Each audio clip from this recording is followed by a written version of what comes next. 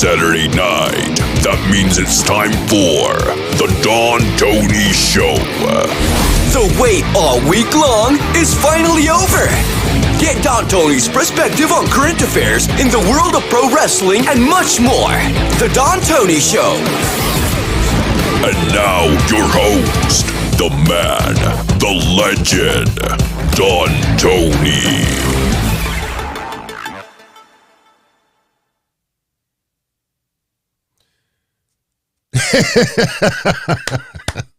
I went to get the cap. I went to get the front of the cap and go, howdy. And I went like this. I'm like, wait, what happened to the cap? Howdy, everybody. How you all doing tonight, today? Good morning, afternoon, and evening. Depending on where you live, this is the Don Tony Show for Saturday. Was it the 22nd? Yes, 22nd of October. 10/22/22. I hope everybody's having a great weekend. Interesting couple of days in the world of pro wrestling. We will definitely talk about it. Yesterday on SmackDown, not only did we, I have to address something. Some friends are involved. Please do not be offended when I do this, but sometimes you got to use a little bit of logic when you post things out there, especially to get attention. We saw Bray Wyatt yesterday on SmackDown, and I saw a bunch of people reposting a picture. I should have downloaded it, but I didn't think it was that big of a deal. But it was a list of people who are scheduled to be on SmackDown, and there was a couple of names crossed off, and Bray Wyatt was one of them. And what I saw circulating everywhere is that, as a wrestler shows up, they cross somebody off the list. And Bray Wyatt might have been the only one crossed off the list or someone else. So everybody was teasing that Bray Wyatt's going to be live in the building, in the arena yesterday. And as I looked at it closely, because there was some producers on there as well, if you looked at the lines, not only can you tell they were computer generated, this was a picture that was posted on a wall. So if you see those lines perfectly crossed out, chances are what you think it is not what it actually is. And basically, if the people who crossed out were the people who were not in the building, Triple H, one of them as well, still dealing with COVID, still testing positive as of, I think, 1 or 2 days ago. Because remember, you remember the controversial WWE protocol? Was it early this year when they said that they were going to stop testing unless there were symptoms, and if you tested negative within 48 hours, you could return to it? Remember that controversy? They were ahead of the pulse on that. They were spot on with that. And now you see how the CDC has changed some of their guidelines as well. But again, when you have secondary health conditions, when you have issues, heart, diabetes, overweight, you got to be a little extra careful. So, we hear that Triple H is feeling fine, which is great to hear, but when you think about congestive heart failure, you don't want to fuck around. How many people have you ever heard that get the flu, or get a bad cold and then it leads to pneumonia, and like that, they're gone. We talked about it even with the ridiculousness of falling and breaking your hip. How eerie was that we talked about that several times on this show, and then one time we brought it up, and 2 weeks later, Scott Hall falls, breaks his hip. We know what happened after that. By the way, our thoughts and our prayers are with the family of Kevin Nash. I don't know if you're aware of it, but Kevin Nash's son, Tristen Nash, that looks a little better. Tristen Nash passed away couple of days ago at the age of 26.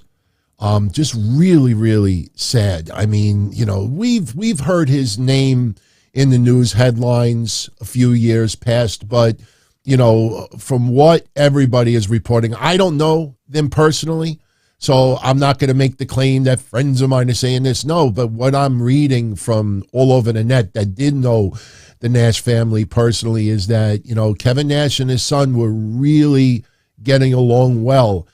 And I have no idea what happened there. I'm not going to speculate. and it's none of our business. I mean, of course, we're all curious, how does someone pass that young? But, if they don't want to say anything, it's none of our business to know. So all I can say right now is our thoughts and prayers are with the Nash family. And I know a lot of you out there really feel that way. And, man, you think about Kevin Nash especially, his best friend passing away, and probably his second best friend passed away. Scott Hall, and now his son. That's awful. I mean, what do you always hear people say?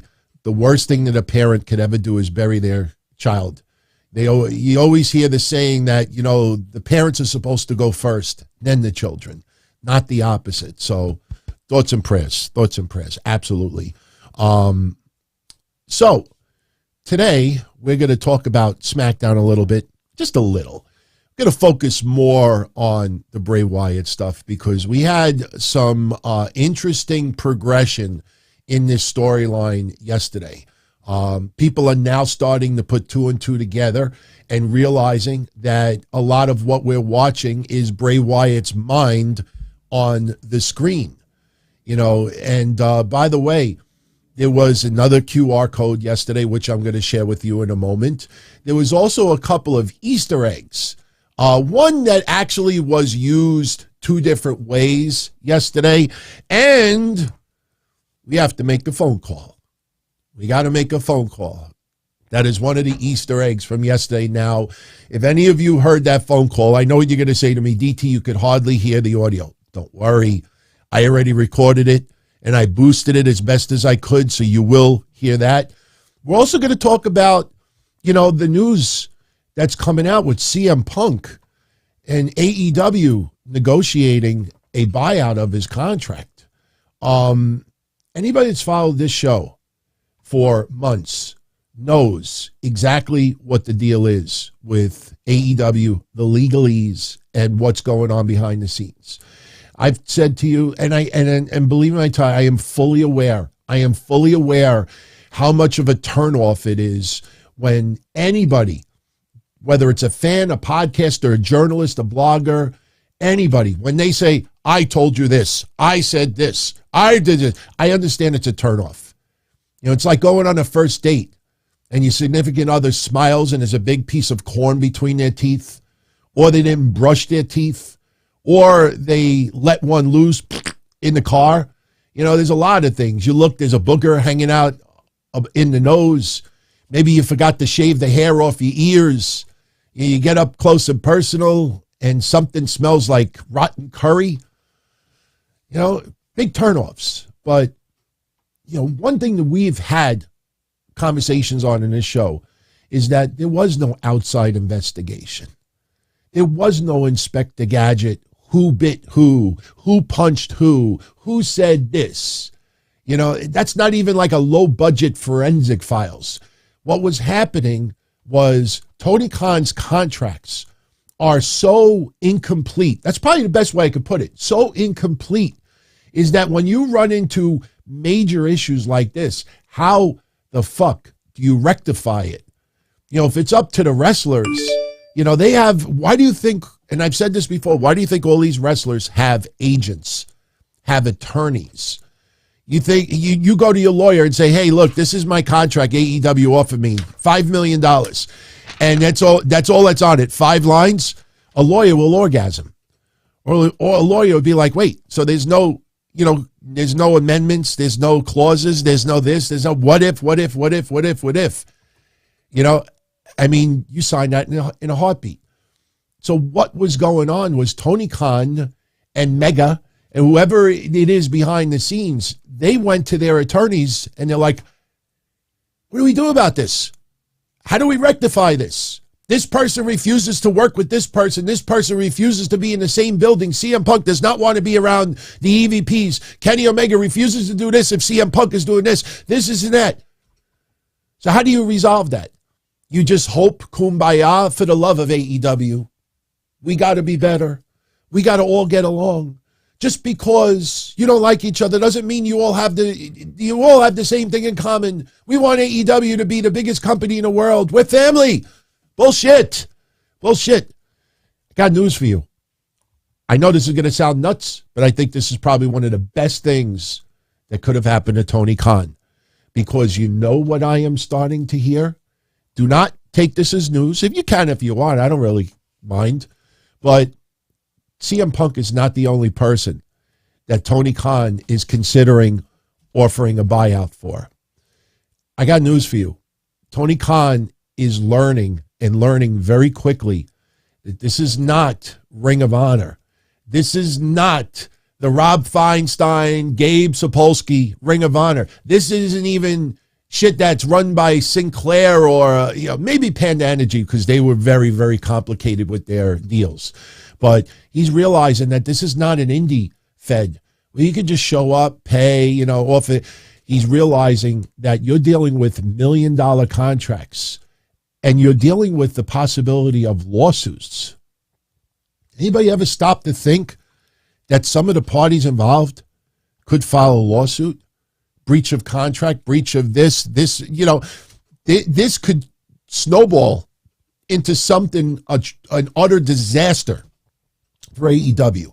So this might have been the best thing that could have happened to Tony Khan, because now it forces Tony Khan to step up his game. Make fun of WWE corporate all you want. Make fun of WWE's contracts being 20, 30, 40 pages long. But if there's an old saying, if you play, you must pay. And Tony Khan is realizing on the fly that if you're going to deal with these uber professionals, these huge names in the world of pro wrestling, you have to make sure all your fucking bases are covered. And do you know who, anybody have any idea? I mean, if you read the synopsis, you already know. Do you know who I believe is going to end up being the number 2 of this company? The second most powerful person in AEW. Because once everything is said and done, friends, the culture of AEW, the foundation that AEW was built on, that is going to remain. That's why Sammy Guevara, he didn't do anything wrong that night when Andrade showed up at Dynamite. I know some people don't like to hear that, but Sammy Guevara writes some things online that makes you want to punch him in the mouth. But that day specifically, he didn't do anything wrong. That's why he was in the main event match. Maybe they shouldn't have had him get the pin, but that kind of felt like a fuck you to that clash in culture. At the end of the day, you realize that the foundation that AEW was built on isn't going anywhere. In the end, the EVPs will win. And as you're starting to see, the pigeons are now being fed crumbs again. You pay close attention. You will see a lot of these wrestling news sites that are making claims behind the scenes about AEW that they didn't do for about 7 weeks. Why is that? Because the EVPs are about to return. And they're going to do what they want. They're going to say what they want. They're going to act the way they want, because that is who they are. That is who they are. There is no learning lesson here. At the end of the day, you'll see little mock things here and there. You'll see little inside jokes, whether it's social media or YouTube. At the end of the day, it's going to be business as usual. But who is going to end up being the number 2 person in AEW, the second most powerful person? If you haven't figured it out already, it may surprise some of you out there. It's going to be this guy. It's going to be Chris Jericho. Chris Jericho just signed a contract extension to keep him in AEW through 2025. Now, did you see the dumb sausage that came out today? Oh, WWE expected Chris Jericho to be back by 2024. That is the sausage bullshit, because who in WWE is going to go publicly on social media and call out these wrestling news sites and say, what the fuck are you talking about? We have no interest in Jericho. Who would even do that in WWE? That's not even a professional thing to do. But you see how asinine stupid that is? Soon as Jericho inked the deal last week to extend his contract 5 more years, now you get the sausage online. Oh, WWE expected him back by 2024. Because they know nobody's going to call him out on their lies.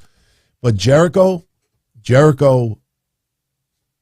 I don't want to use a comparison to Hulk Hogan, but people will understand why I'm using a comparison to Hulk Hogan. You hear Cornette and others, Conan, Russo, others, you will hear them say in some way, shape, or form, even though Hulk Hogan was a problem for a lot of companies, I don't know how you evaluate what he did for TNA in the end. Did he help them? Did he hurt them? Did he help them, then hurt them? But one thing you will say for certain, that Hulk Hogan, when he was still in power, wherever he worked, if he saw someone in the locker room that he thought he could make money with, he would do it. Sure, he would end up being the one on top, coming out on top most of the time, but Hulk Hogan would see someone and would want to work with them, not because he was trying to elevate them. How do we make money? How do we get the most money? And that's what Hogan would do. He's not the only one. A lot of wrestlers over the years, you could figure out some of these wrestlers like, hey, I'd love to work him. I'd love to work with him. It's not just the mutual respect. It's also to make a lot of money. I think Chris Jericho is one of the, and I know this rubs people the wrong way, he is one of the most intelligent men in the world of pro wrestling. I don't give a shit if he's Republican, Democratic, Independent. I don't give a shit. I'm just talking as far as wrestling goes. That guy adapts with the times. That guy is a legend. And believe me when I tell you, out of everybody in AEW right now, that guy is positioning himself, whether consciously or subconsciously, to be the second most powerful person in AEW. He just talks positive. Some people think he's talking out of his ass. Do I think Chris Jericho gives a shit that these little troubles are happening behind the scenes? As long as it doesn't involve him, I think, he business as usual.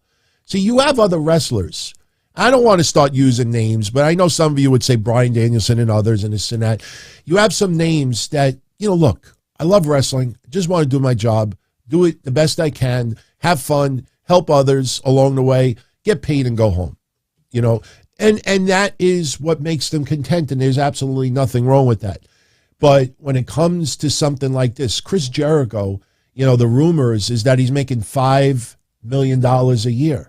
I don't know if that's accurate or not. I didn't see the contract. But when you realize, this is the press release that came out. This is the press release. October 18th, Tony Khan announced that Chris Jericho has signed a contract extension through December 2025. Touts a little bit of Jericho's accolades. Then he goes on to say that Chris Jericho, his roles are extending. See the top? Increasing roles and responsibilities.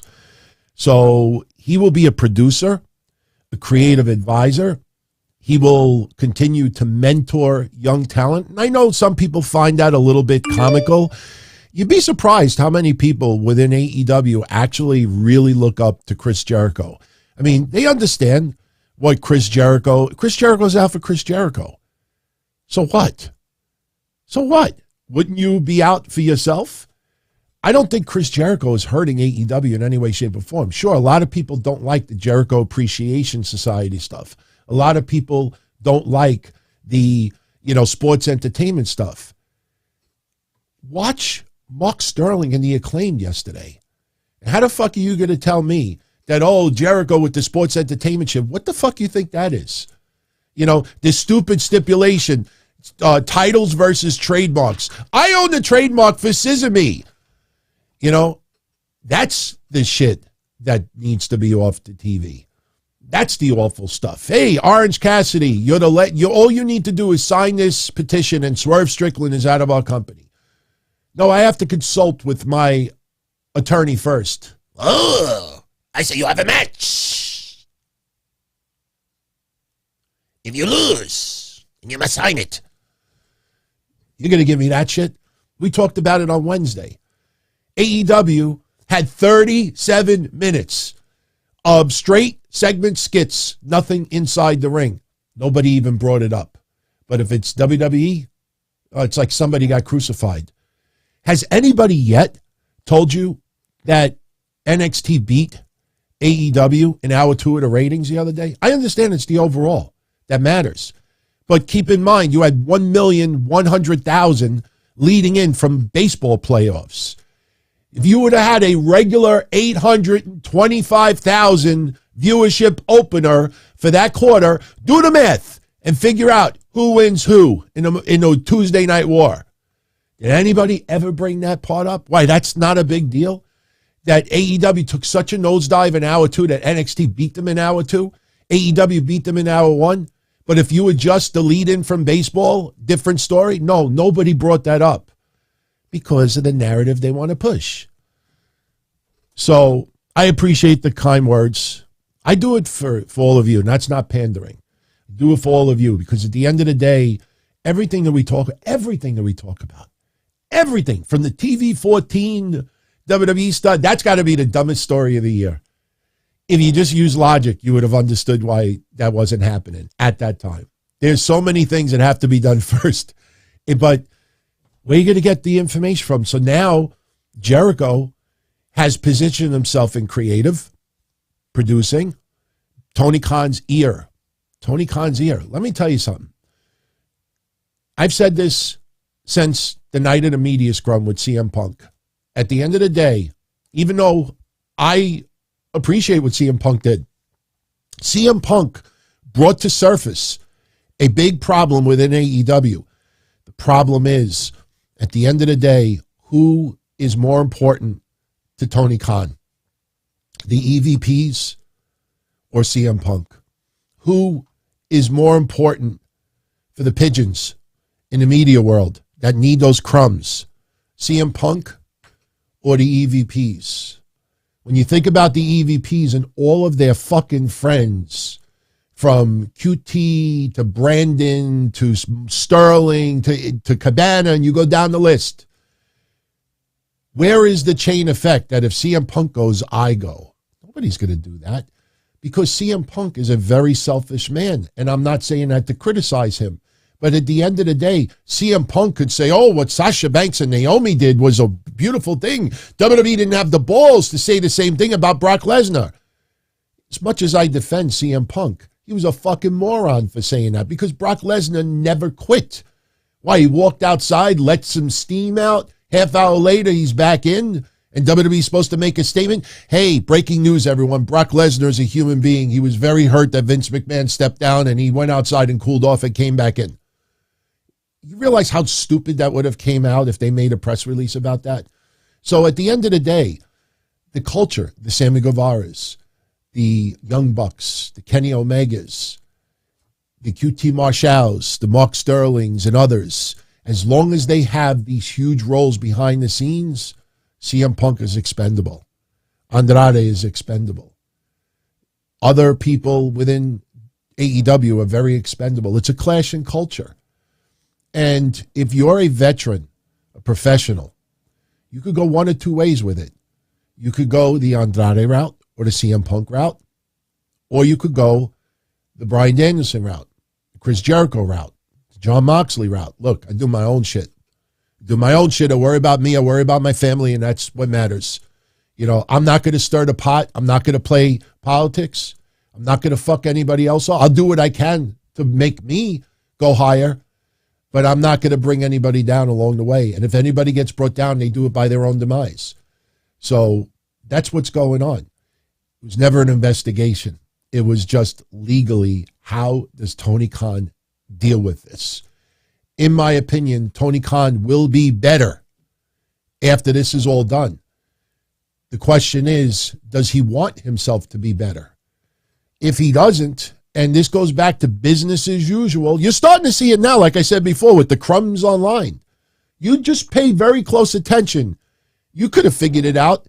Oh, the EVPs are this close to returning. That started 2 weeks ago when it was concerted effort that, you know, things are not going to mend. CM Punk is not going to have kumbaya with these people and vice versa. And Tony Khan looks at the responsibilities of everyone. You know, you can figure out easily who is expendable. So that clash in culture will remain. It may get worse. But one thing it will do is it will prevent from AEW going bigger and beyond. than what they should. But in Tony Khan's eyes, maybe that's not what he's going for. Maybe Tony Khan doesn't want AEW to turn into this hundreds of millions of dollars in worth and responsibility, because that's pressure. You know, the guy has money. The guy is a beloved wrestling fan. As long as he could just maintain, look, why do you think Impact Wrestling is still in business? Why do you think MLW is still in business? Why do you think a lot of these promotions that draw less than a communion stay in business?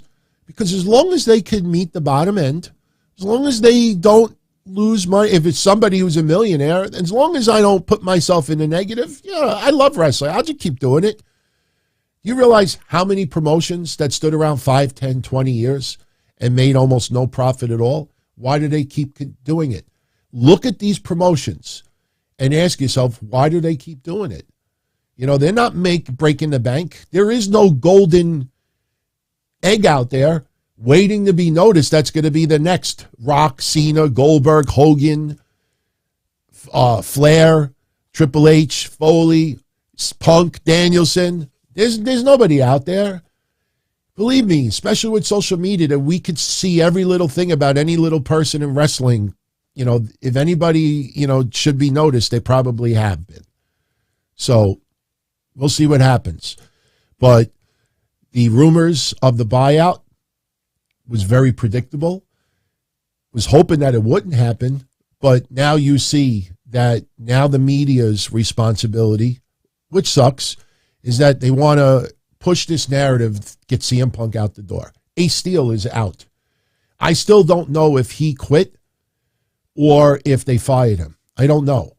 But the bottom line is, at the end of the day, the culture, the foundation that AEW was built on, that is not changing anytime soon. And Jericho is not going to change that culture either. Jericho is just going to position himself. He is the voice of reason. He is stability. As ridiculous as that may come across in a lot of the blue checkmarks' eyes, Jericho is at the least part of this controversy. You don't hear Jericho's name coming up and, you know, sparking it or throwing gasoline on it. Guy is one of the smartest people in the world. CJ rocks. He heard Ace Steel was released. Yes, we all did. We don't know if he was fired or if he left or worked out a deal with Tony Khan. We don't know if it was his request. You know, when somebody gets released in WWE, sometimes it's their request. Toni Storm has been released. Was she fired? No, she requested a release. So, yeah, we heard she was released. Released is a very vague word when you think about it. But the bottom line is, Hangman Page, you know, that culture is going to remain. Because that's what Tony Khan is. That's the thing that bothers me the most out of all of this. I have nothing against Tony Khan. And I'm happy that he's in wrestling. Look at what we got. You know, not all of it is great, but look at what we got. So I appreciate what he's doing. But understand, when people are like, oh, you know, Tony Khan, you know, people need to treat him. No, that motherfucker is a reflection of what AEW is all about. So, with that, NDAs. So you mean it's an NDA with Ace Steel? The only reason why NDAs came around is because of Vince McMahon. You know, NDAs. Look, all right. Look, I'll give you this as a buyout. Just don't talk bad about me. Everybody's with this NDA. Remember I said, wasn't it like 2 weeks ago I said the 3 most dangerous letters in wrestling now is NDA, not RKO? Everybody runs when nobody wants to talk about something. Oh, there must be an NDA in place. That was what Ariel Helwani and Tony Khan. That's what the excuse makers for Tony Khan was. Well, Tony Khan didn't answer because there must be an NDA in place. I fucking hate those 3 letters. Seriously. If my initials were NDA, I probably would change them. Nah, don't buy into the NDA stuff. Fly and everybody else tuning in. I get it. I understand why it makes sense. You know, look, Cody Rhodes, you know, did they sign an NDA? Well, maybe the way they parted ways. Maybe it's just professionalism. Now you see online, oh, there was an extra sugar in my latte. And you get someone with a blue check mark. Hey, fucking Joe's coffee sucks. I asked for 2 sugars. They gave me 3. And then everybody piles on. Don't go to Joe's. Joe, you owe them an apology. Give them a free year's worth of coffee. Like, everybody bitches about every little thing. Oh, my luggage didn't come out of the chute yet. I'm standing here 40 minutes. My luggage didn't come out of the chute yet. Get your act together, JetBlue. You see all these fucking inconveniences. I'm like, these fucking prissy little bitches. That's why I had no sympathy for those WWE stars that were on the plane in the tar. You fucking went to Saudi Arabia, a very unstable country in a lot of ways. And then there's a little bit of controversy and you're forced to stay on the plane for 6 hours. Pray for you. Fuck out of here. You shouldn't have went there in the first place. Prissy little bitches. That should be a faction in wrestling. PLBs, prissy little bitches. All right, let's talk about Bray. Obviously, we don't have too many topics to get into. Look, that's what today is about. So we're going to keep it tight. Crazy Cruiserweight. Get that dirty thought out of your mind. All right, let's talk about Bray Wyatt. Yesterday, we were introduced to Howdy, Uncle Howdy. Bray Wyatt, they had a pre-recorded segment with him making more powerful quotes. Revenge is a confession of pain. Yeah, if you follow Bray Wyatt's Wyndham's Twitter for the last couple of years, you get lines like this all the time. He's like the opposite of John Cena. If you look at, I love John Cena. Yeah, I don't love him, but I appreciate John Cena. That's probably the better word. You go on his Twitter. Every day there's an inspirational quote. You know, and you go on Bray Wyatt's, and Bray Wyatt's is a methodical, deep thought, quote, makes you think. But yesterday, Bray Wyatt cuts a promo, and he's telling everyone, I wanted you to leave me the hell alone, but I confess that I'm really glad you didn't, because I needed you. I needed all of you. I confessed that along this journey, I'm going to do horrible, horrible things, and I will never regret them. I am just a servant now. I go where the circle will take me. Right away, you got the goofs. Ooh, who's part of the circle? Who's part of the circle? It's the 6 shades of Bray, everybody. If Wyndham is showing us a side that he never showed us before, why is he predicting that he's going to do some very, very horrible things? He talks about being a servant. Remember the early promos teasing his return. Who killed the world? You did. That's not flattering. You know, it was almost like, I know it's a bad comparison, but some people will appreciate this. Brian Pillman, when he showed up in ECW, was it CyberSlam 96? The Internet Convention. And he cut his infamous promo where he was going to yank out his Johnson and piss in the ECW arena. When he said, smart Mark, and he looked at the crowd and he said, smart Mark, what's a smart Mark? A Mark with a high IQ? And if you actually look at the crowd, some people cheered. They thought it was a compliment. Because in 1996, you really didn't know what the term smart Mark was. And go back and watch that promo from Brian Pillman. Look at the crowd. The guys in the front row, they didn't clap because they know what smart Mark is. Fuck you, Brian. But you saw a lot of other fans. They were cheering. They didn't know what the fuck. Brian Pillman was making fun of them, calling them out. When Bray Wyatt early on, who killed the world, you did. That's not, hey, I'm here because of all of you. So when you have Bray Wyatt sending these mixed messages, this is the battle within his demons, in his mind. Part of his promo, he said that yesterday. I will always have this. So Bray Wyatt will always be this complicated multi-personality disorder. I'm not trying to diagnose that, but that's what this is. So later on in the show yesterday, we had Uncle Howdy. Howdy, everybody. Howdy. Howdy. Howdy. I'm putting this on the screen in case anyone wants to zap that QR code. I'm going to show you what the QR code is, so you don't have to worry about it, but some people want to do it anyway because it's fun. All right. Now I see that a 50 spot came in. Somebody put me on the spot. Who is this face? Who is Howdy? All right. I'm going to tell you in a little bit who or what I think that is. But first, let's get into a couple of Easter eggs yesterday. Now, I could show you this. Now, I can't obviously play the audio. We don't want any problems here. But this was a vignette that was going on a little bit later on. Don't worry, I'm going to play the audio at the very end of it. Now, if you look closely, you'll see a QR code. There's a QR code. All right, now you see there the barbed wire. Let's get that off the screen, and I could show you what that was. Howdy. Howdy. Howdy. Howdy. Who's Howdy?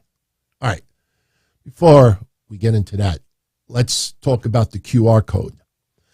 The QR code, if you zapped it, led to a psychic evaluation report of Bray Wyatt. If you zap that QR code, you got this. Don't worry, I'm going to zoom in. I know a lot of you are on your phones. I keep that in mind when I do shows from now on because I never realized that 75% of you out there tune into the shows with phones. So this was what the QR code was. Now, if you zoom in to the top, in the right-hand corner, you see a client ID. And the client ID says 855-211-1133. That is not a social security number. That could be a driver's license number. Could also be a phone number. You know what also it could be? It could be a link on WWE.com.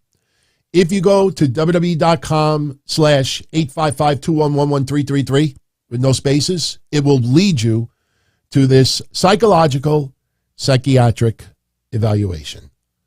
Okay. Rams fan is asking, is this kayfabe? Well, the name on the evaluation is Bray Wyatt. It's not his real name, so yes. Let me also show you something else for those that might get a kick out of it. All right, you see this? That is a not zoomed in copy of Bray Wyatt's psychiatric evaluation report. If you do a simple Google image search, you will find, that's not it. This is it. Oh, will you look at that? Oh, will you look at that? Basically, WWE, look at it, especially where it says psychological psychiatric evaluation. WWE took example forms from a simple Google image search and moved some of the boxes around. Look at the bottom of this form. See the bottom of the form? That empty white box is supposed to be a QR code, and then the right box is blackened out. Now let me show you the one from Google image. Aha! Aha! See? That's what they did. So WWE did a Google image search, created their own psychiatric evaluation report, and they did one for Bray Wyatt. This was the QR code. Now, when we zoom in a little bit closer, God bless those people online that are like, hey, guys, gals, is there any program out there that could get rid of these blackened out spots to reveal what is behind those things? It's anybody that's ever done Photoshop, you understand. This is not ball ink from a pen. So, no. No. But will WWE reveal some of those darkened out areas? So this is the top part of the form. And it basically just has his name, date of birth, 5/23/87, client ID. Now, if you look, it says client information, impairment, symptoms claimed by the client. That's all blackened out. Records reviewed. That's all blackened out. Now we go to the next section, and it says, I authorize, obviously a doctor's name would be blackened out because there is no doctor's name, to release the following information regarding my condition to the Department of Examination, a Department of Social and Health Services, the DSHS. This release includes the contents of the evaluation as well as diagnostic testing or treatment. Bray Wyatt refused to sign. So this is more of an evaluation against his will. In storyline, Bray Wyatt was forced to get a psychiatric evaluation, which he was not willing to do, refused to sign it. And what they did not edit was his psychological history. And it says difficulty showing remorse or empathy, conflict with social norms. Well, friends, with all due respect, difficulty showing remorse, I think that would apply for a boatload of us online. Not showing as much empathy, I think that would represent a lot of you online. Conflict with the social norms, I think this is so far not really anything wrong with this guy. But then it says disregarding or violating the rights of others. Okay, that is a different story. So then we go to the bottom. And here's the bottom. And it says, list of all mental health symptoms that reflect the individual's ability to work. That is all blackened out. And, the rest is history. So there you go. That is the psychological report. That is the QR code. Now, that number in the right-hand corner was not only the link on WWE website, it's also a phone number. I'm going to dial a number. It is linked to my mixer. I'll let you hear it. It is very low, so listen close. But if you're deaf or you just want a louder version of it, I will play you it enhanced in a moment. So let's call the number first. Listen. Listen!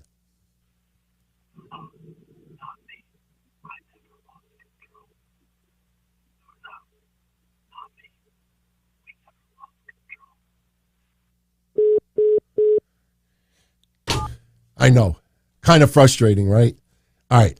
I recorded it and I enhanced it as best as I could.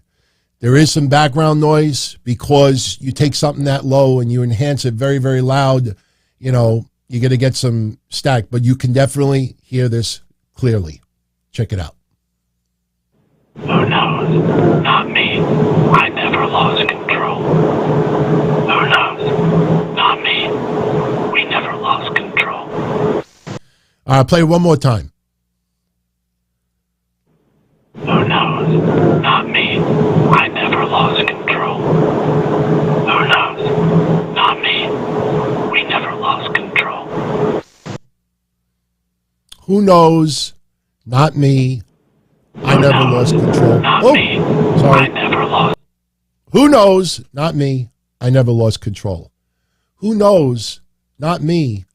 We never lost control. That is what you get with that phone number. So, yeah, I know some people are looking it up in musical lyrics. Some people have referenced David Bowie. Some people have referenced Nirvana. There's always going to be some little Easter eggs along the way. But, so that's what we got yesterday. Now, the big talk, obviously, is Howdy. Uncle Howdy. Now, you remember, guys, Uncle Howdy versus Uncle Brody? That is going to be the battle within Bray Wyatt's mind. Howdy is the evil and Brody is, the good. That's just my opinion. That's just my opinion. I don't work at WWE Creative, so maybe I'm wrong. Maybe we get a big twist. Now, I have to answer this because it was a very, very generous contribution from Ronnie C., sending in a 50 spot. Okay, DT, putting you on the spot. I really need to know whose face is Uncle Howdy in my preview photo from SmackDown. Whose face is this? I know some of you out there have brought up Barry Windham. It's not a bad choice, in my honest opinion. Hulk Hogan, brother. No, you want to know something? My honest opinion? My honest opinion is that's a mask. I think that's a mask. I don't think that is an actual person's face. The cheekbone, yes, I know it's a shade, but that cheekbone really, that is just, I don't know, man. I don't know. To me, I'm not sure if that's an actual face. I don't know if it's an actual face. It looks like a mask to me. Again, if you look at the video, I have it. So let's play it one more time. Let's pull up this video one more time. Oh, that's not it. Here it is. Control. Here it is. All right. I'm going to get in trouble if I don't. All right, let's speed it up. Here we go. Here you go. Here you go. That looks like a mask to me. That looks like a mask to me.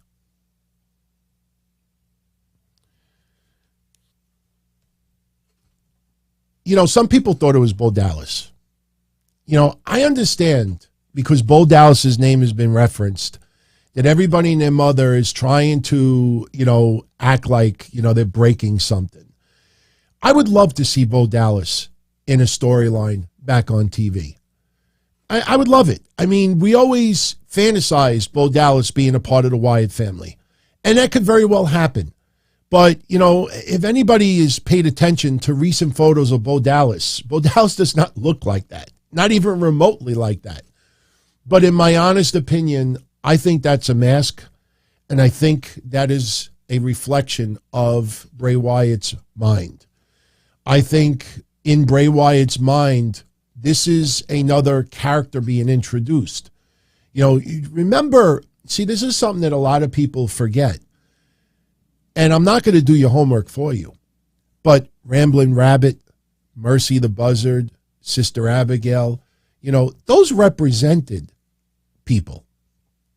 Those represented people.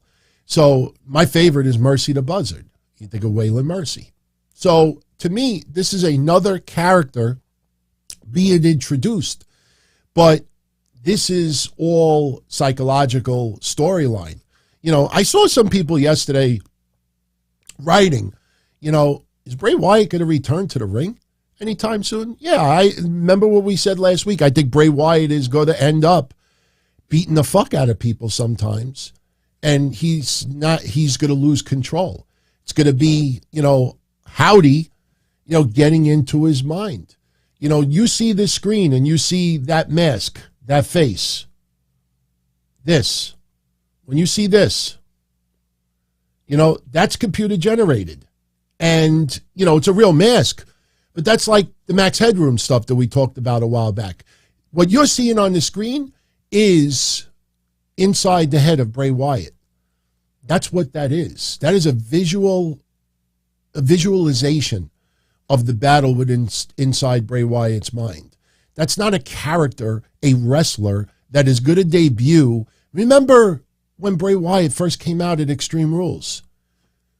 What mask did he pull off? What mask did he pull off? Does anybody ever even think about that? What mask did Bray Wyatt pull off when he came out?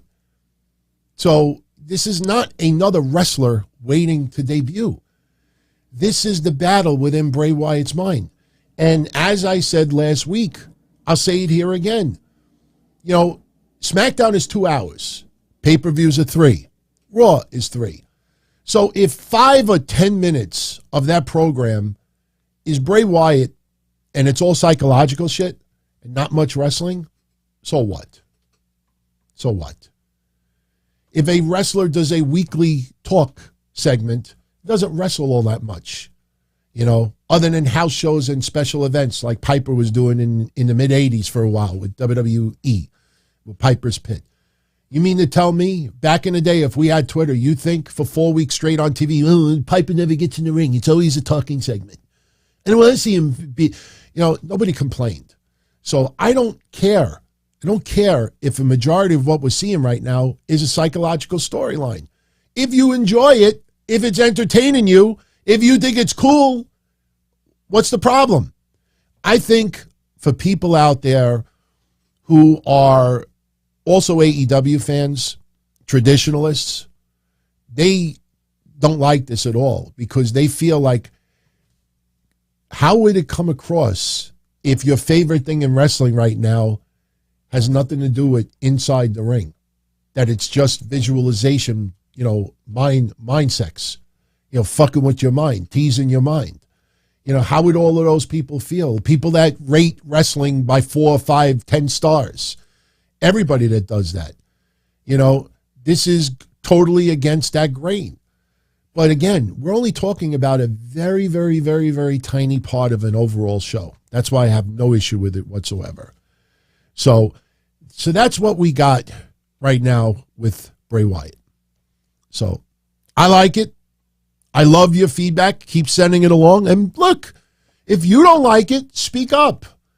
I promise you no one here is going to, rip you a new one for it. People may disagree on either side, but speak up because your feedback gives me the pulse on how everybody feels about something. So definitely keep sending your feedback on that. By the way, don't forget tonight, Saturday night, we have Halloween Havoc. I did predictions on Wednesday. I'm not doing a recap tonight because tomorrow we have to sit down at 8 o'clock. I hope you all could join me. And then Monday we have a show. And the Q&A mailbag. Q&A mailbag is done. I'm going to release it on Tuesday because Tuesday is the day that there's no show that I usually post online. So I'm going to post it online Tuesday afternoon.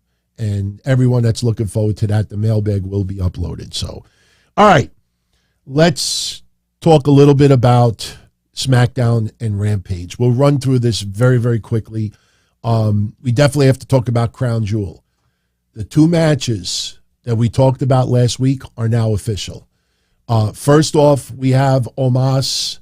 I tell you, when I watched that segment yesterday with Omos and Braun Strowman does look small next to Omos.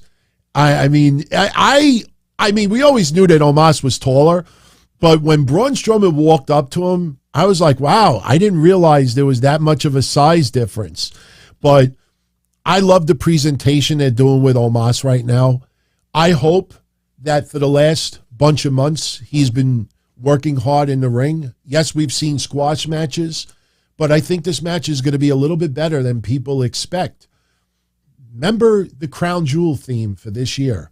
It's like Clash of the Titans.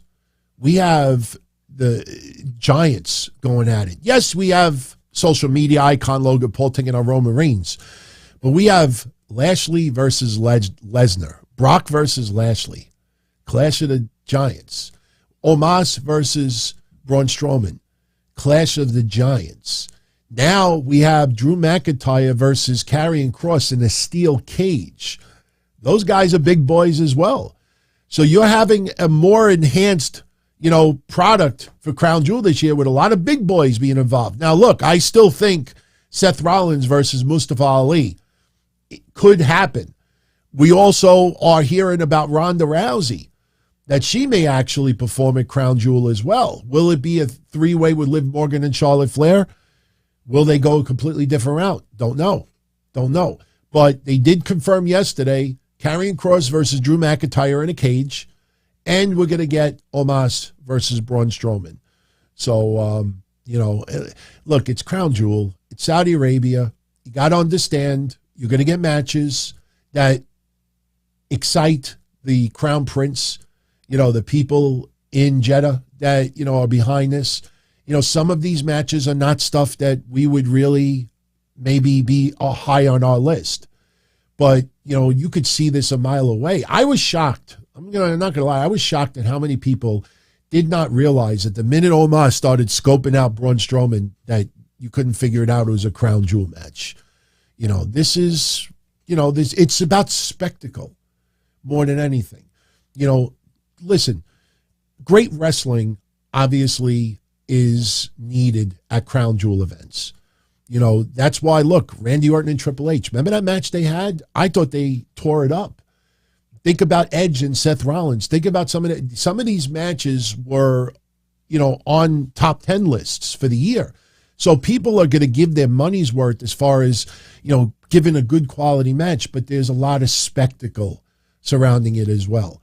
That's why Kross and Drew McIntyre are battling in the cage. It's not really those two guys going at it, but it's a cage match, and there's going to be a lot of physicality involved. That's a big payday. But remember, too, Crown Jewel, Saudi Arabia, they're going to have to negotiate a new deal with WWE sooner than later. And WWE wants to make sure that no matter the price, they're giving beyond what Saudi Arabia is asking for. So problem is, I don't think they get Sasha Banks this year, and I don't think that they get Bray Wyatt this year.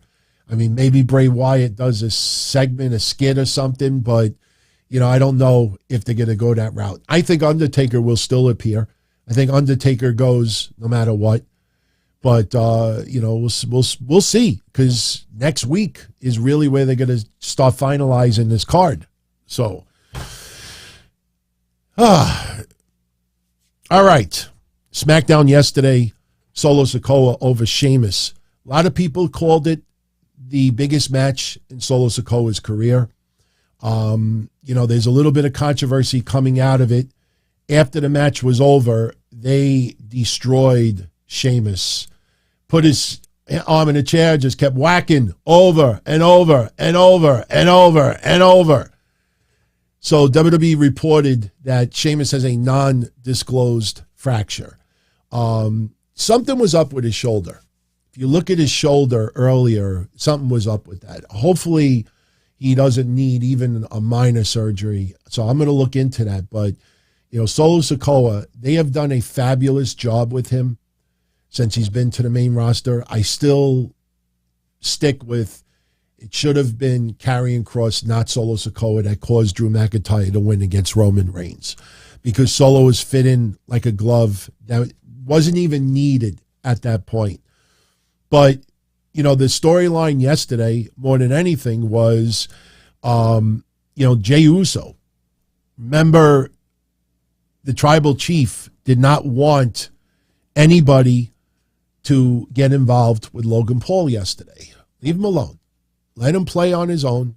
Nobody get involved. So earlier in the night, when the Bloodline takes out the Brawling Brutes, put Sheamus on the shelf, say that fast 10 times, they thought their night was done. Sami Zayn, Jimmy Uso, Solo Sikoa, they thought their night was done. Jay's like, no, the night's just started. We got to take out Logan Paul. Sami Zayn says no. The tribal chief specifically said, leave him alone. Do not get involved with Logan Paul. Well, Logan Paul closed out SmackDown yesterday, and Jey Uso shows up, attacks Logan Paul, and then Sami Zayn tries to stop Jey Uso. You're going against Roman Reigns' wishes, and tried to stop Jey Uso from doing what he did to Logan Paul. Because the storyline is you don't want to release this animal out of Logan Paul by provoking him. I know it's a little goofy, but why would you, in storyline, why would you not want to have someone take out Logan Paul? So Jey Uso goes against his wishes. And what ends up happening is Logan Paul ends up knocking out Jey Uso, and Sami Zayn has this shocked look on his face like, what have you done? What have you done? So, look, Logan Paul is training with Shawn Michaels, and apparently, Shawn Michaels is singing the praise about the guy. Shawn Michaels specifically said there's little things about Logan Paul, the basics in wrestling, that if he gets that down, it will just help him with his overall repertoire. So Logan Paul, what he did at WrestleMania was amazing. Never in a million years did we ever think that he was going to do what he did. So if he could start adding in the basics and start telling a story a little bit, I think this match in Saudi Arabia, look, there's no chance of him winning. But I think this match in Saudi Arabia, Roman Reigns is going to sell it that Logan Paul took him much further than anybody anticipated.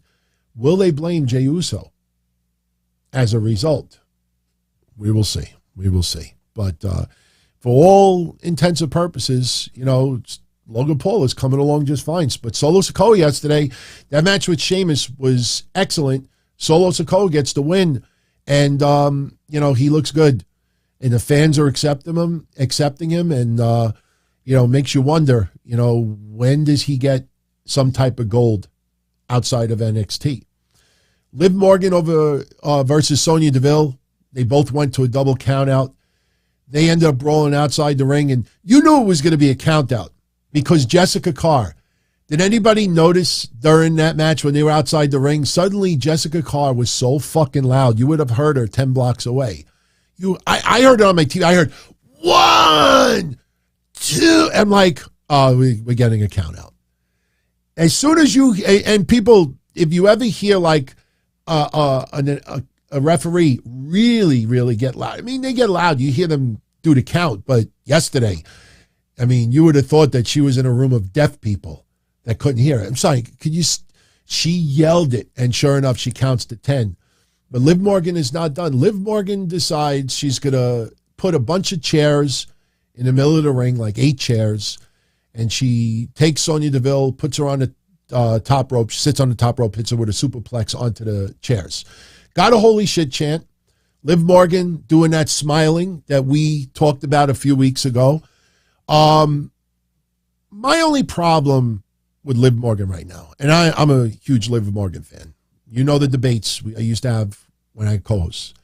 But one thing I will say that is a problem with Liv Morgan right now. You know, it reminds me of the very, very, very, very early days of Sabu. There was a difference, though. Sabu would set up tables in the middle of the ring and intentionally put himself through the table. Did not put any wrestlers on the table. If you do, you go to YouTube and go to early 90s, early Sabu, especially in Detroit, you will see, like after matches, it was almost like a ritual that after the match was over, win or lose, you would put a table in the middle of the ring, climb up the top rope and do a moonsault through the table, put himself through pain. And, you know, you see this over and over again, and like, this guy's a sick son of a bitch. If Liv Morgan was doing that very same thing, then I'd have no problem with it. The problem I do have is she takes a little bit too long to set up the spots. It's a little too long. You know, like her putting the chairs the way they are, like you got to do it much, much quicker. You got to just throw shit around. If it lands good, fine. If it doesn't land exactly the way you want it, then find another chair. But, you know, like placing it the way it is, I'm like, okay, this is taking way too long. So I think if there's, I love the segments. I love what she did last week in the back with the table, but I'm just saying that you got to speed this up. It's got to be a lot quicker.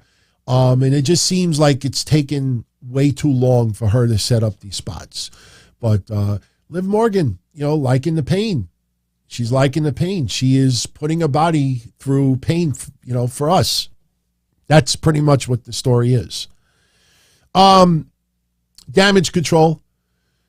The Dakota Kai and Io Sky over Raquel Rodriguez and Shotzi to retain the tag titles yesterday.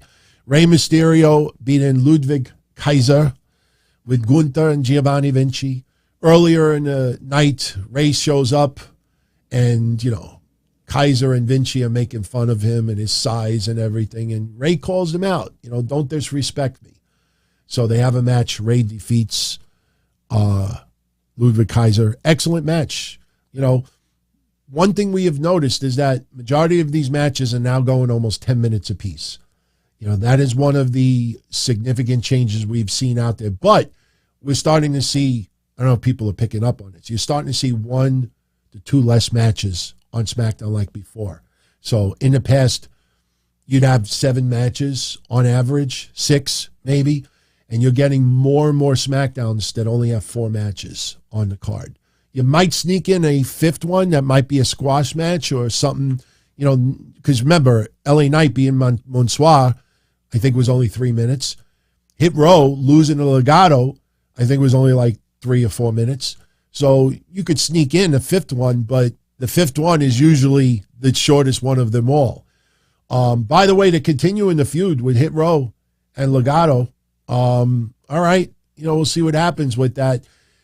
They're teasing another person to appear with Hit Row. Because remember, we have 3 guys in Legado, and there's only 2 in Hit Row. No, it's not Swerve Strickland. I wouldn't be surprised if it's somebody like Ricochet. I think it could be somebody as simple as that. An honorary member of Hit Row, your guess is as good as mine. We'll see. We'll see. Josh says JTG. I wouldn't mind that. I wouldn't mind that at all. Hit Row, I've said this before, I like the group. AJ Francis coming along just fine.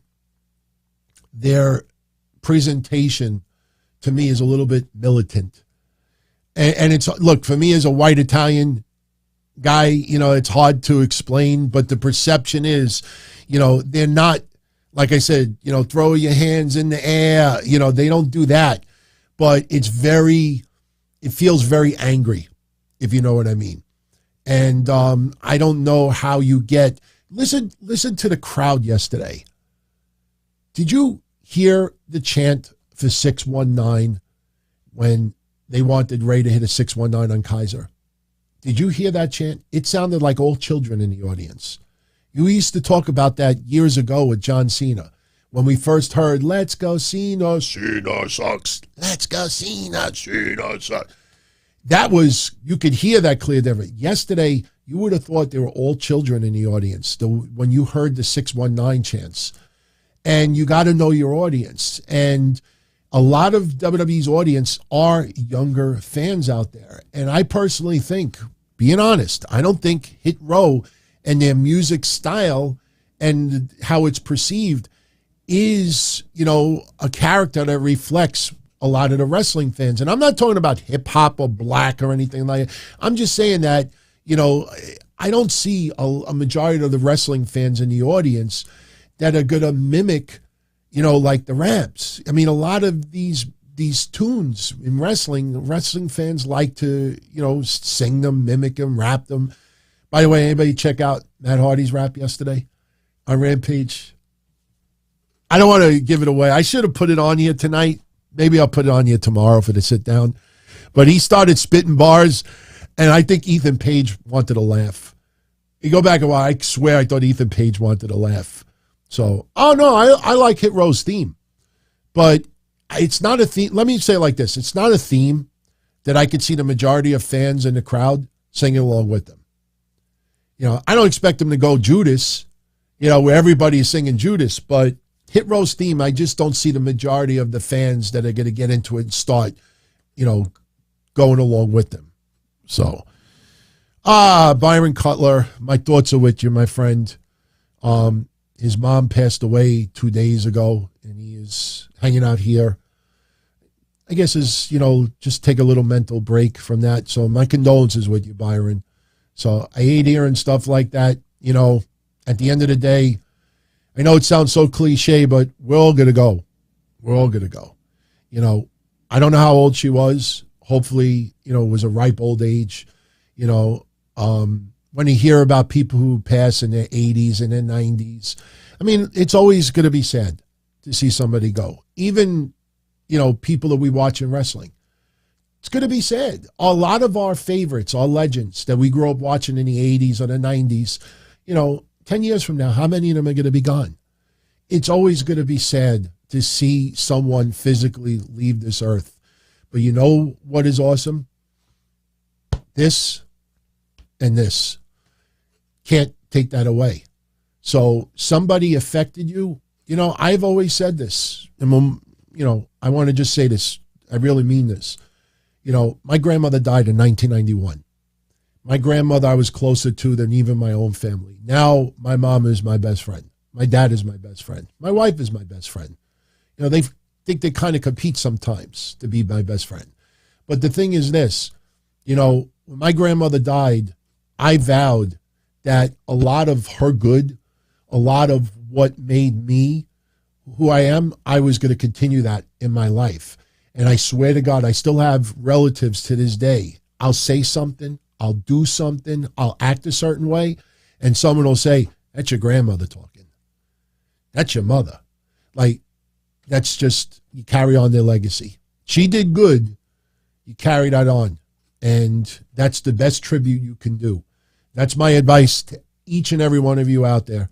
Whether it's a relative or a friend or somebody you admired.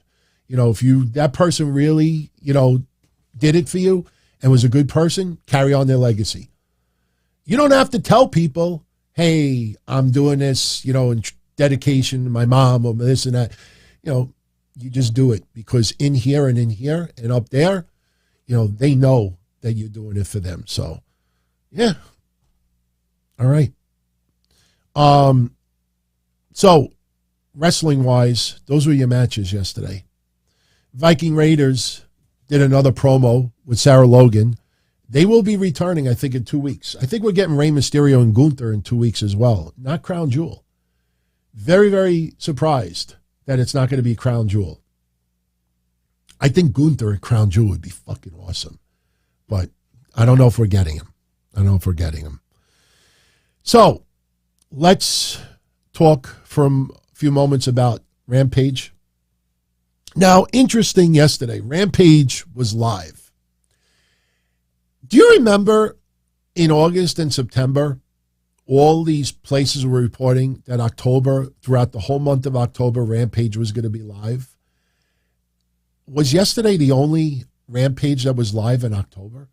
Because a lot of the other Rampages were pre-recorded. So yesterday it was live. And I got to be honest with you. I did not find much of this all that appealing. You had the Acclaimed versus the Varsity Athletes. Now, that would have been fine, but they decided to do a stipulation, titles versus trademarks. If the Acclaim win, they own the trademark to Sesame. If they lose, they lose their tag titles. Now, anybody think that the Acclaim losing their tag titles? No. So you use a stipulation and you know the outcome. It's so obvious. And, you know, I have nothing against Tony Nese or even Josh Woods, but how many fucking times have we seen this? You know, it just, I don't know, was not feeling it. Plus, they opened up the show again. This is another title defense that they opened up Rampage, didn't close it out, so they weren't the main event. Penelope Ford could not compete. So we ended up having a replacement. Now, we'll get into the match results in a moment, you know, but it ended up being Layla Gray, but I'll show you another picture in a second. We had Hook versus Ari Daivari, which you know is going to be pretty much a squash. And then Preston Vance 10, Dark Order number 10 versus Roosh. And to me, that was the stupidest one of them all. It was basically, if I win, Roosh, you leave us alone. The leave us alone match. So yesterday, I don't know if maybe AEW just felt that the main event that they were going to do, which was 10 versus Roosh, might not, you know, get as much interest as they hoped it would get. So we had a last-minute change. They ended up doing this. This was before. Now just focus on the bottom. Okay. They added Orange Cassidy to the mix. So now it was Roosh versus Preston Vance versus Orange Cassidy, and now it's for the All-Atlantic Championship. So all of the mystique as far as who is going to win between Roosh and 10 is out the window because you know Orange Cassidy ain't losing that belt last night. But they set it up where Orange Cassidy is in the bar by Daly's place, and 10 and Roosh are standing by the bar, and Orange Cassidy offers them beers, and they don't want beer. They want that. I want the All-Atlantic Championship. So Orange Cassidy's like, all right. And then Mark Henry's like, why are you defending the title? I don't know. Just felt like it. I don't know. The main event was fun yesterday, but they ended up turning into a three-way. I think they realized that this Roosh 10 shit, nobody gave a fuck about, other than I think the people working behind the scenes. So Layla Gray ends up replacing Penelope Ford, who may be injured. They claim was injured. So not only did she lose to Willow Nightingale, we found out last night that Willow Nightingale is now officially a member of AEW. She is now All Elite. And look, I'm very happy for her. She's from my neck of the woods. Very, very well liked in wrestling. In the indies, nothing but love for her. So a lot of people are really rooting for her. I hope she goes far with an AEW. I don't know. I mean, you see how the women's division are used, but at least she's got the contract, and I'm very happy for her. The Acclaimed obviously win yesterday. After the match is over, Mark Sterling is like, no, I still have the trademark. I still have this paper. And it's so like unprofessionally done. It looks like a kid did it on their printer. And then here comes Billy Gunn, and Billy Gunn lays him out. They hit Mark Sterling in the nuts. They have the trademark. Good. Get rid of these fucking stupid storylines. Hook over Ari Daivari. Orange Cassidy retaining. They also are continuing this deal that Nyla Rose has Jade Cargill's title. And I could swear, who's the guy with QT Marshall? Aaron Solo. Could anybody let me know later on or tomorrow if Aaron Solo was playing one of the security guards yesterday? I thought that he was. But Jade Cargill, she shows up. She's not leaving the ring unless she has her TBS championship back. Then they show Nyla Rose. Not only did they steal Jade's title, but last night they stole her car. And they drive away with Jade's car, and Jade refused to leave the ring. A couple of security people show up, and she just knocks them all out. I don't know. I mean, Tony Khan yesterday lied, I think, for the first time on social media. And I know some people picked up on it. It's, as far as they think, this might be the first time that he lied, but in character. They must have done a photo shoot for something. I don't know if it was for the UK, but they did a photo shoot regarding something with AEW. And apparently Jade Cargill, or the TBS title, was also part of whatever this photo shoot was. I haven't looked into it yet, but I know that they did some type of a photo shoot, and Jade Cargill and the TBS title were involved in it as well. Well, in storyline, Nyla Rose has the title.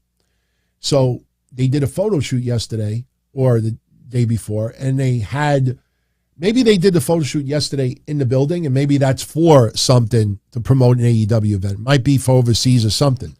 So long story short, I guess Tony Khan was nervous, like, wait, this photo shoot's going to be coming out soon with Jade Cargill in it, and she has a TBS championship. But the storyline right now is that Nyla Rose stole it. So Tony Khan, for some reason, goes on social media yesterday and says, Nyla, we had to use a replica TBS championship for a photo shoot. You're a menace. And it was just, look at the tweet. It's not a big deal. It's not anything really newsworthy, but you just look at it, it almost feels like Tony Khan had this guilty conscience that, wait a minute, some fans are going to say, how did Jade have the title for this photo shoot if Nyla stole it? I don't know, man. Go look, seek it out, and you'll see what I'm talking about. Why they're even doing this storyline, I have no idea. Chaos thinks Nyla is terrible, doesn't belong in the women's division. I know that is a huge debate, and I don't think that debate will ever be totally resolved. I think Nyla Rose is okay in the ring. I don't have any issue with Nyla Rose. I just think the storyline is confusing. Are they trying to turn Jade Cargill into a babyface? It sure kind of feels that way, because Nyla Rose, Vicky, and Marina Shafir, especially her from Albany, daughter of I don't remember the parents' names. I'm trying to figure out which one was worse, friends. Marina Shafir's promo or Bobby Fish? It was a lie. What did he say? Where's the lie? So which is worse? Marina Shafir, you don't know me, or Bobby Fish, where's the lie? I think we're going to have to do an official poll. Which one was worse? To me, I got to be honest with you, I have to go with Bobby Fish. You couldn't get even one. You got one fan in the entire building to react to that. That is got to be in the top 10 of the worst segments in NWA, TNA, Impact Wrestling, whatever variation of it. That's got to be in the top 10, the worst in history. It was that awful. So, but whatever. So, friends, that is what we have for tonight. I'm going to get out of here. I will definitely look into a little bit further as far as the legal stuff with CM Punk, Tony Khan, the EVPs, Andrade, and a few others.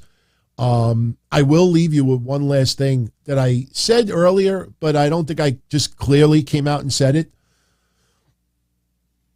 One thing I could tell you with 100% certainty, I'm not going to say who they're claiming said it or offered it, but I will tell you this. This is something you really should remember about what's going on with AEW. There are more and more people that do have Tony Khan's ear that are telling him, if people don't want to be here, or if they're a problem in the locker room, get rid of them. Buy them out. And look, the only reason why I mentioned Andrade is because of everything that was put out there in the last 2 weeks. That, you know, which I thought was asinine, that somebody claimed that Tony Khan told Andrade, I'm not going to fire you. You could try. I'm not going to let you go. It's childish. That did not happen. But there are people who do have Tony Khan's ear that are telling him, get rid of these people. It's not worth it. Your ratings are not going to go up significantly or go down significantly if these people are no longer in your company. Get rid of them. If they don't want to be here, they're causing trouble, they're causing friction in the locker room, causing problems. That's not what you want in your locker room. That is something I can tell you with 100% certainty. There are people in his ear telling him, because remember, Tony Khan already said he's not letting people out of their contracts earlier. If one thing is going to change coming out of what has happened in AEW over the last 3 months, that change is going to be Tony Khan is going to start getting rid of people that he feels are a problem within AEW. I'm telling you, it's going to cost him money because of the way he went with these contracts. He just wanted to get people signed, gave them so much freedom, did not handle the legalese of what if this happens, what if this happens, what if this happens. He didn't address that. I guarantee you it's being addressed now. And that was the center point of this entire thing people claimed was an investigation. Investigation was just a cute word.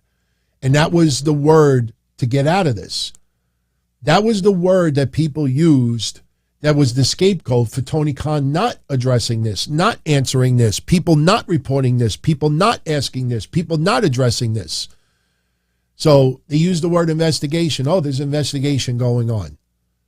You know, you're going to realize later on that it was not an investigation. That was a cute word that somebody came up with, but it's not a publicly traded company, so they could call it whatever they want. Tony Khan is just Tony Khan has had a crash course as far as contracts and legal and lawsuits and everything like that.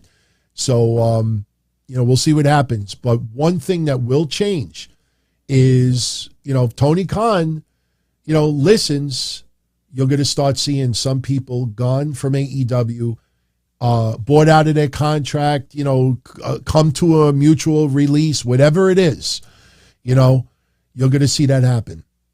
You're going to see it happen. Definitely will see it happen. Remember, you heard it over here. I'm not saying that to be cocky. I'm just saying that no one else is telling you that. But that's where this is going. You watch. So, all right, everyone. I'm out of here. I hope everybody has a great rest of your weekend. Here in New York, it's 12:30. So I am going to spend my day with the missus. Watch a little bit of NXT Halloween Havoc tonight. And if you want to join me here tomorrow, 8:05 p.m., we will be here for the sit-down, hosted by yours truly. Remember, that show, you choose all the topics of discussion. I show up with an empty piece of paper. Whatever is on your mind, that's what we tackle. And some of the discussions that you come up with every week, stuff that I would never have in a million years even think of talking about. So very, very fun show. But all right, everyone, post your feedback. If you have any questions coming out of today's show, post it. I'll be more than happy to answer it. And that's it. Oh, thank you, Chaos. I almost forgot. I had 2 more super chats. Cannot leave them out. Nero Faye, TK needs a CEO with some experience. TK needs a lot more than a CEO. But Chris Jericho will help in that capacity. I know a lot of people are going to say that Chris Jericho is selfish, but, he's not a problem in that locker room. Yes, he circles everything around himself. He circles himself around people he thinks that could generate money. But if he's producing results, you can't complain. And AEW is still a very, very small company. It's a very small company with a very new owner. Even though he's involved with the Jaguars and all these other places, Tony Khan needs to surround himself with people that are not only gonna, have the balls to tell him things, but also people who are very experienced. I think Mark Henry should have a bigger role. I think Paul White should have a bigger role. I think, what the fuck is going on with Sting? I mean, I understand Sting is mostly an on-air character, but I would think that guy, just for his mindset and his attitude, I think that guy would be one of the ultimate mentors or producers for that company. So I personally think he needs a lot more. But, situations like what happened is going to hopefully help him get better. If he's very naive and he refuses outside advice, this shit will just keep happening in different forms. So thank you, Nia, for that. And Rams fan, thank you, my friend. Do I see Triple H making an NXT event on the day of a Ring of Honor pay-per-view? I don't know. I mean, I know they're doing something maybe December 10th. So when is Ring of Honor? I think Ring of Honor, I don't think it's the same day, but NXT is about to release a December pay-per-view. So maybe it does. But you know what? Even if they do, understand two things. Ring of Honor, if they're both December 10th, I think Ring of Honor, the more I think about it, I think it is December 10th. Look, I'll say it like this. Didn't WWE do an NXT pay-per-view earlier in the day and then have their premium live event at night? I don't think it's a big deal. And look, NXT, if you're a Peacock subscriber, it's free. It's part of your monthly subscription. This isn't a case where wrestling fans have to choose, do I want to spend $40 on Ring of Honor or do I spend $40 on NXT? They're not happening at the same time. Ring of Honor is going to be at 3 o'clock in the afternoon. NXT is doing it, I think, at 7 or 8 o'clock at night. So I don't think that's a big deal. And I don't think it conflicts. Plus, NXT and Ring of Honor is two totally, totally different animals. So I don't think, all right, so a few people are saying, yes, they both are on the same day. I don't think that's a big deal. I don't think that's a big deal at all. Especially, like I said, the Ring of Honor is happening in the afternoon. What's interesting is, didn't AEW say that they're doing the Ring of Honor pay-per-view in the afternoon because of college sports? Now you got to take a step back and think, did they really do it because of college sports, or did they think that WWE was going to put on it? I don't think that they thought WWE at all, because why would anybody think out of nowhere NXT is going to put on a premium live event? But again, it's part of a Peacock subscription, and it airs many hours after Ring of Honor is done. So I don't see that hurting it at all. In fact, you know what? You could have some WWE NXT fans with wrestling on their mind that night. So, hey, if they're really excited to watch some wrestling that day and Ring of Honor is also on, you might get a couple of people that tune in. So I don't think it's a big deal. But, all right, guys. It's been real. Hope everybody has a great day.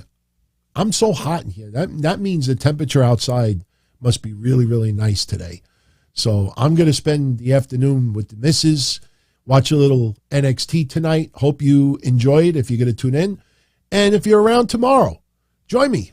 Start thinking about questions and topics you want to discuss. Doesn't always have to be wrestling. Remember that. And one more cheek plug before we go.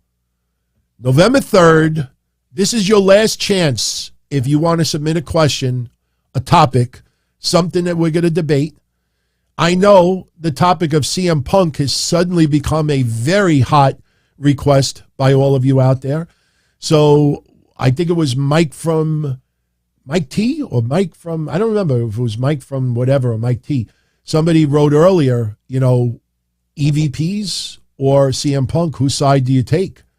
So that might end up being a pretty interesting debate, especially if CM Punk's contract is bought out before November 3rd. So November 3rd, join me and JD from New York. We will be here Thursday night, 8:05 p.m. We will go. We'll go as long as we need to. 2 hours, 3 hours. Look, the whole idea of us doing it together is to have some hard debates, great discussion, a few laughs, make a little money. No denying that. I mean, this is what we do.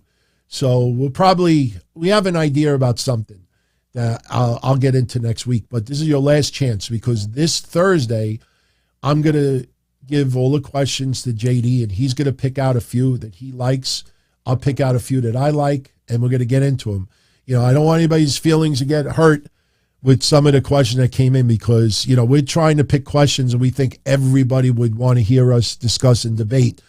Some other questions out there, I mean, honestly, you probably could figure them out. So, all right, everyone, have a great day. All the best to you. Hit that thumbs up if you enjoyed the show. Tell a friend if you enjoy the show. And tune in tomorrow if you enjoy the show. Much love, everybody. As far back as I can remember, I always wanted to be a podcaster. For me to live any other way was nuts. To me, those goody-good people who worked shitty jobs for bum paychecks and took the subway to work every day and worried about their bills were dead. I mean, they were suckers. They had no balls.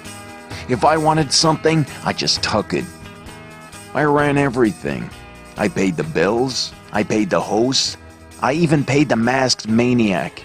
Everybody had their hands out. Everything was for the taking. We always called each other good fellas. You would always hear from somebody. You're gonna like Don Tony. He's all right. He's a good fella. He's one of us. But if you're part of my crew, nobody ever tells you they're gonna get rid of you. It doesn't happen that way. There weren't any arguments or curses like in the movies. See, your haters come with smiles. They come as your friends, the people who've claimed they care the most for your life. And now that's all over. And that's the best part. Today everything is different. There's lots of action. I don't have to wait around for everything like everyone else. Oh, I didn't get the vaccine? Fuck you, vaccine me. Oh, your delivery guy has COVID? Fuck you, feed me. Right after I moved here, I ordered egg noodles and ketchup, and I got spaghetti with meat sauce. I'm no longer an average nobody, while they get to live the rest of their lives like a bunch of schnooks.